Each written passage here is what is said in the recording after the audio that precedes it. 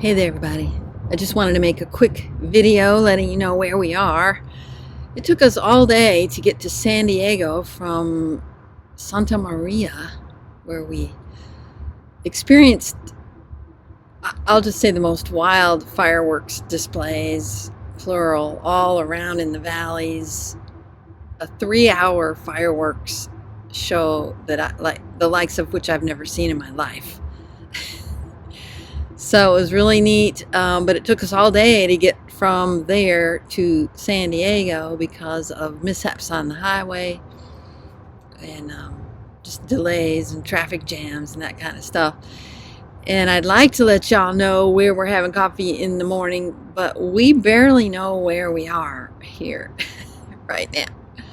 So we don't have that plan laid yet. But the plan we do have laid, let me share. We plan to visit the mission in San Diego de Alcala, and then tomorrow we plan to visit the mission in Oceanside, San Luis Rey de Francia. So hopefully by then we'll know where we're having coffee in Oceanside. But the traffic's a little bit nuts, I guess, being a holiday weekend here in San Diego. And so we're just going to hunker down, go to the mission in the morning, and hopefully by then we'll know more about what's going on, and so that y'all can join us. I know I did a coffee chat in San Diego a few years ago, and we had a nice one. It was fun. Several of you showed up. If y'all would tune in and listen in to see where we're going to be tomorrow, it'd be great to see y'all. And so I'm sorry I don't have any more specific than that. I did want to say a few words to, my heart breaks every time I come here. I think I've shared that with y'all before. Because of the history here, because of the history of the missions.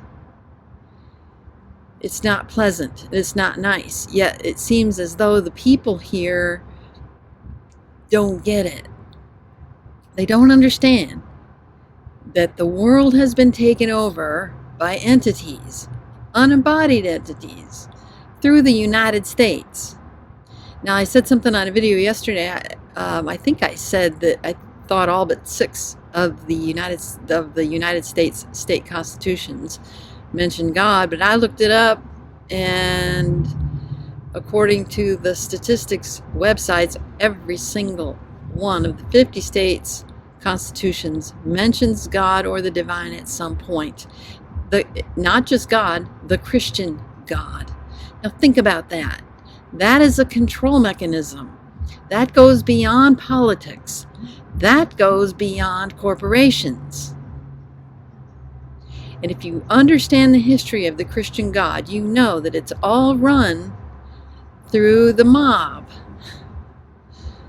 through the Vatican mobster syndicate. And so if you look at the history, what they've done to the indigenous people, and not only that, and here's the point I want to make, they didn't just destroy a people. They destroyed the people's culture. They destroyed the people's creation stories. Now, why would they have gone to all of that trouble to destroy the indigenous people's creation stories, which all the indigenous creation stories that I've read have some basic things in common? One, it helps the people understand their place in the world. The creation mythology, first of all, they understand their creation myths as stories that hold deeper meaning. They don't take them as history facts. They take them as stories that help them develop insight, number one. Number two, their creation stories help them understand their place here in the world and their connection with life here. And then the third thing it does, it helps them understand the importance of the life here on Earth and the importance of honoring it, protecting it, being the guardian of it. Those are the 3 commonalities that I see in all of the indigenous people's creation stories that are absent in this abstract ideological religion that has taken over. It's not concrete. It doesn't have anything solid to it. It's ideas. Not just ideas, but nonsense ideas. Let me give you an example. When I grew up with knowing about the prayer of St. Francis of Assisi. I was a St. Francis fan.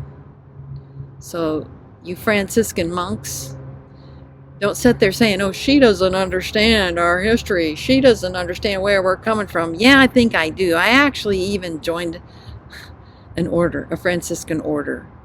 I didn't make it very far. I didn't make it past the initial, it creeped me out after a while. But I was into it enough to kind of understand how creepy where you're coming from is in reality and what you cover up. But the prayer of St. Francis of Assisi goes like this. Lord, make me an instrument of thy peace. Where there's hatred, let me sow love. Where there is injury, pardon. Where there is doubt, faith. Where there is despair, hope. Where there is darkness, light. Where there is sadness, joy. O divine Master, grant that I may not so much seek to be consoled as to console, to be understood as to understand, to be loved as to love. Now, let me tell you something. I have a problem with that now. That is a nonsense prayer. When you're all full of emotionality, it's like, oh, especially, there's a song. That's how I knew this prayer. It's a song. And I heard it all the time growing up. And it just, oh man, my heart beat to this prayer. Because I didn't know any better. It takes you over, man. This stuff controls your thinking until you get out of the hole that it puts you in so that you can see daylight. Think about this. Where there is injury, pardon? Hello? If someone injures me, do I just automatically pardon them? No. If someone harms a child, really no. The only place pardon upon correction. Where there's injury, correction. That's the logical thing that comes there. But no, they put pardon. Just pardon everybody who hurts you. They need to say that. Why? Because they've committed a lot of crimes and they're just hoping you buy this malarkey and pardon them. Where there is despair, hope? Hope. How about where there's despair, relief? Hope is some abstraction. You can't grab it. You can't see it. You can't touch it. You can't smell it. You can't taste it. But if you're hungry and someone gives you something to eat, they relieve it. You can taste it. You can smell it. You can touch it. See what I'm talking about? These abstractions that mean next to nothing. The next one. Where there is darkness, light. Where there is sadness, joy. I'm going to tell you something. Sometimes our darkest nights help us find our heart. I don't mess with somebody who's in a dark night of the soul. I don't rescue them from their grief just because I don't want to feel it. Because I lack empathy. See, these monsters, they lack empathy. They don't really feel with people. So they don't want you feeling darkness, despair, sadness because they can't relate with you. And it shows. So you see, these entities are not human. And these monks, these friars, these nuns, these priests, let me address you directly. You need to get out of these church buildings permanently, because when the people find out what you're really all about, you'll wish you had gotten out long ago. Okay, that's all I had to say for right now. I'll see you next time.